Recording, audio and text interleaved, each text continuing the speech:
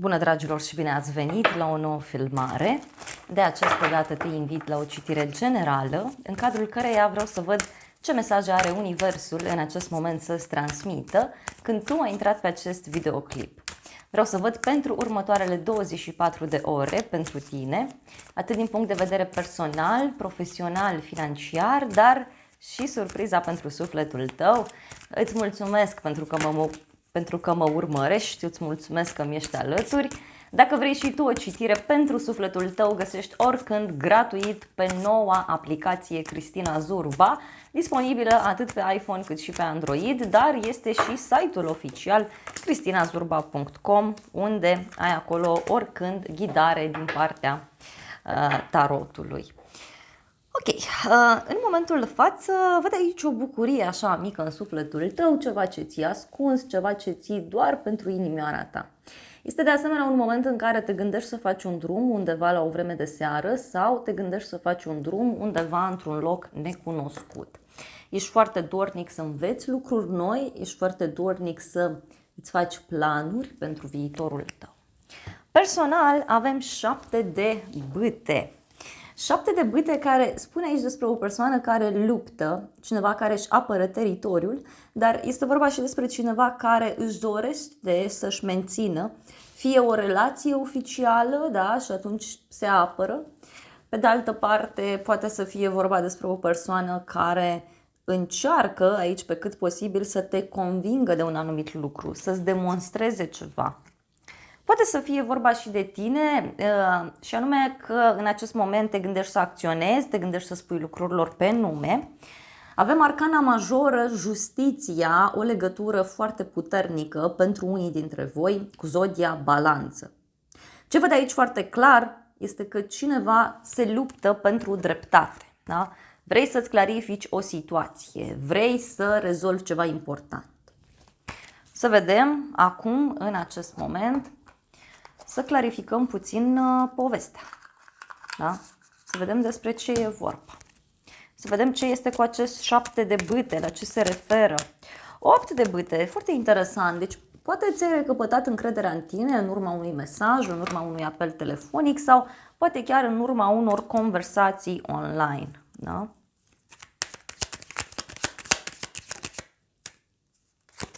Uite, are legătură cu dorința ta de a-ți face o familie sau dorința ta de a lupta pentru familia ta, pentru sufletul tău. Dar văd o hotărâre foarte, foarte mare.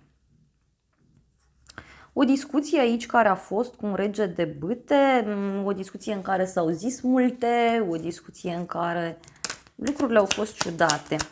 Bun, aici avem următorul mesaj, este regina de cupe, însoțit de nebunul, foarte interesant. Deci se pare că tu aici în viitorul apropiat îți vei asculta sufletul, îți vei asculta inima și poate vei lua niște decizii care vor surprinde oamenii din jurul tău. Pentru unii văd foarte puternic o legătură cu zodia Vărsător, Rac, Scorpion, Pești. E ca și cum aici o persoană încearcă pe cât posibil să facă doar ceea ce simte, doar ceea ce îi place. Este o decizie absolut nebunească, văd aici care are loc, da? Care are loc. Să vedem cu banii, da? Avem împărăteasa, foarte frumos, deci văd aici un succes din punct de vedere financiar, poate să însemne și faptul că te simți apreciat, ai încredere în tine. În momentul de față, ți se cere să ai grijă poate de oamenii din jurul tău, să-i ajuți, să-i sprijini, să le fii alături, dar văd clar aici o femeie matură, poate este o persoană care este ca o mamă pentru tine, da, care te ajută. Apoi avem 6 de monede, niște bani pe care îi primești sau bani pe care îi dai. Văd aici clar un echilibru din punct de vedere financiar, văd clar un moment în care fie reușești să primești niște bani, fie dai bani la rândul tău. Primești un cadou. Hai să vedem, împărăteasa. Ok, o bucurie mică văd aici pentru sufletul tău, este ca un triumf. Poate chiar, știu eu, ești invitat undeva la o petrecere, însă mai văd clar aici un moment în care te simți bine, ești sigur pe tine, știi foarte bine încotro vrei să mergi și mai văd eu două bucurii care apar din două părți. Mai văd din nou aici o legătură cu zodia Rac, dar poate chiar și un moment în care iei atitudine și vrei să ieși dintr-o situație dificilă, aș zice eu. Foarte frumos. Avem aici soarele și împăratul, da? Clarificare pentru 6 de monede. Aici este clar că tu reușești să rezolvi ceva din punct de vedere financiar. Poate avea legătură cu o persoană care are aceeași funcție ca și tine sau sunteți la același nivel. Poate sunteți persoane independente, persoane libere. Mai văd aici clar o legătură cu zodia Leu sau zodia Perpec. Însă, pe de altă parte, văd aici o veste bună care apare în legătură cu niște bani sau o veste bună legată de o datorie, de o negociere. Este o veste bună care eliberează. Da? Poate aștepți bani din două părți și asta poate să fie un drum. Deci cineva aici care vrea să facă un drum către tine sau poate chiar tu urmează să faci un drum important. Acest împărat, această persoană importantă se află fie la distanță de tine, fie este o persoană care călătorește mult sau care conduce mult. Pentru că, uite, omul ăsta o să vrea să te revadă, o să vrea să hotărâți ceva. Apoi, să vedem surpriza pentru tine. Avem inițial un 6-7 de monede. Surpriza ține de o așteptare, surpriza ține de o sumă de bani, surpriza ține de o investiție, da? Și mai avem 10 de spade. Deci surpriza este că ceva se finalizează, da? Poate este cineva care are așteptări financiare, poate are legătură cu această stare de așteptare care cumva se finalizează. Să vedem 7 de monede.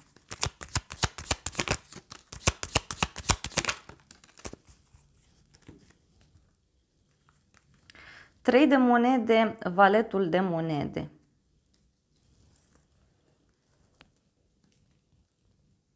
Surpriza are legătură cu un grup mai mic de oameni, da? Dar surpriza poate avea legătură și cu faptul că cineva aici începe să analizeze puțin trecutul. Poate să fie o situație financiară, poate să fie vorba despre un proiect sau chiar despre o relație în sine, că cineva analizează aici trecutul, da? Să vedem 10 de spade, ce zice. Da, aici foarte multă curiozitate văd eu în legătură cu cineva. Curiozitatea asta se pare că duce la o rupere. Da? Vei rămâne surprins pentru că e ca și cum vrei să afli ceva despre o persoană și chiar rămâi surprins de ceea ce vei afla. Văd aici două persoane mai tinere, neexperimentate, cineva care poate e mai agresiv din fire, cineva care trece printr-o perioadă ciudată. Și surpriza aici poate să țină de un rege de spade care abandonează sau un rege de spade care este singur. O persoană care vrea să renunțe la ceva anume. Poate avea legătură și cu o problemă de sănătate a unei persoane din jurul tău. Putem să discutăm și despre o persoană cu marcaj pe aer, Gemeni, Balanță, Vărsător. Da? Dar este clar aici o bucurie, o rezolvare foarte mare pentru tine. Un adevăr care se zice. Și e cu bani pentru tine, îți vin bani sau îți recapeți încrederea. Unii e ca și cum vreți să mergeți pe cont propriu dintr-un anumit punct de vedere. Și uite, mi-apare 6 de bâte, deci e clar că tu ești victorios din această așteptare. Uite, foarte mult entuziasm. Hai să vedem puțin și oracolul ce zice în legătură cu situația aceasta. Eu sunt foarte curioasă. Să vedem pentru tine. Ok, a ieșit mesajul iubire. Deci iubirea plutește în aer pentru tine. Este un moment magic, efectiv, și avem provocări. Toate sufletele care au o conexiune adevărată trec prin provocări care, știu eu, pot închega relația cumva, da?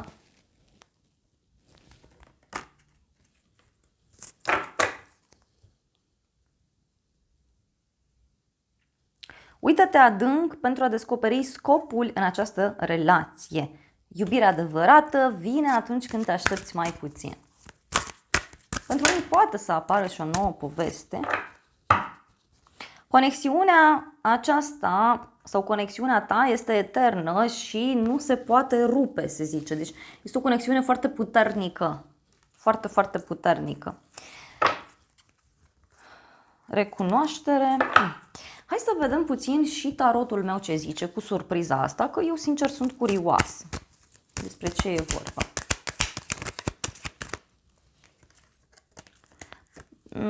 Cineva este lăudat, onorat și văd o persoană geloasă. Surpriza este legată de gelozia unei persoane. Da?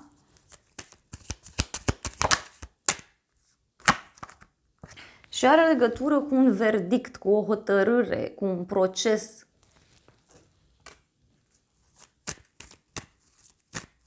O persoană oficială sau cineva care, știu eu,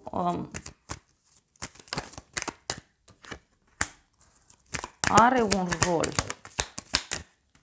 Surpriza pentru tine e că tu ai parte de niște noutăți plăcute. Apare o hotărâre, da? Și uite, poate să fie ceva legat de un bărbat mai tânăr sau o persoană imatură. Cineva care poate are un aspect fizic mai tânăr. Ziceam eu că persoana asta e curioasă, vrea să știe mai multe lucruri. Da? Primește o veste bună.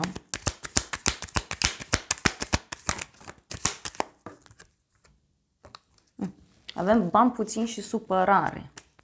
Persoana asta, nu știu, poate avea niște probleme financiare sau poate e legat de ceva ce ți-a adus ție supărare. Și uite, în final, din nou, deci e cu bani mulți sau e cu mare încredere în tine. Ceva care se rezolvă ca prin magie. Să vedem. O persoană timidă, cineva care și-a pierdut cumva speranța. Avem aici recăpătarea puterii, pasiune, o relație deschisă, o relație fără angajamente.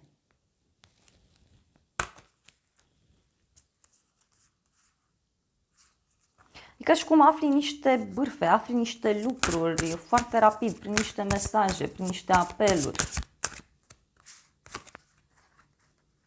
Și e ceva legat de o femeie brunetă.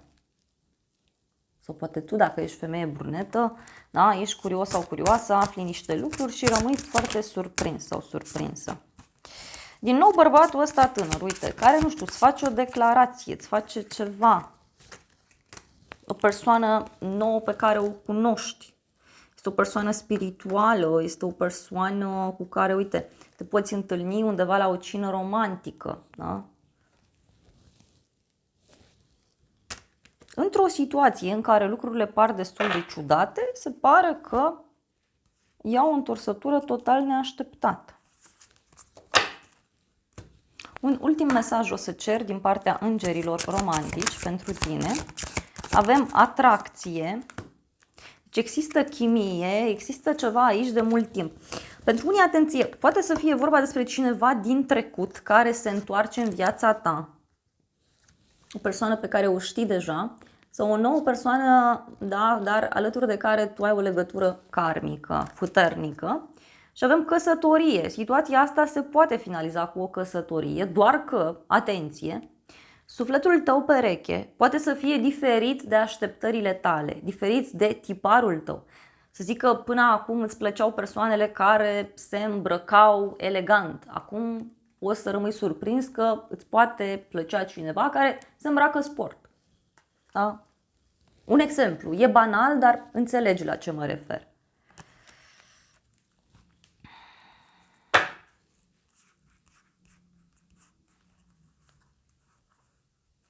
Ca și cum a apărut o nouă dragoste sau apare o nouă dragoste care îți dezvăluie că undeva nu mai este atracție, nu mai este chimie. Știu că am zis că mă opresc, dar simt nevoia să iau și un mesaj din acest oracol, mesajele iubirii. Cineva zice așa: am nevoie să te uit și să merg mai departe. nu mai are rost. Deci aici o să rămâi surprins de declarația unei persoane, cum că vrea să închidă o situație, poate afli de o despărțire sau cine știe, poate este o discuție aici intensă la muncă sau o discuție cu partenerul tău. Pot fi și astfel de lucruri.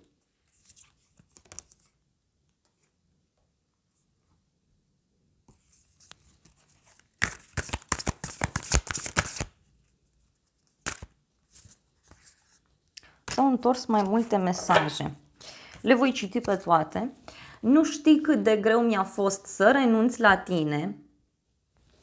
Știu că ar trebui să-mi cer iertare, dar orgoliul nu mă lasă. Cineva orgolios și care zice așa: te vreau în brațele mele.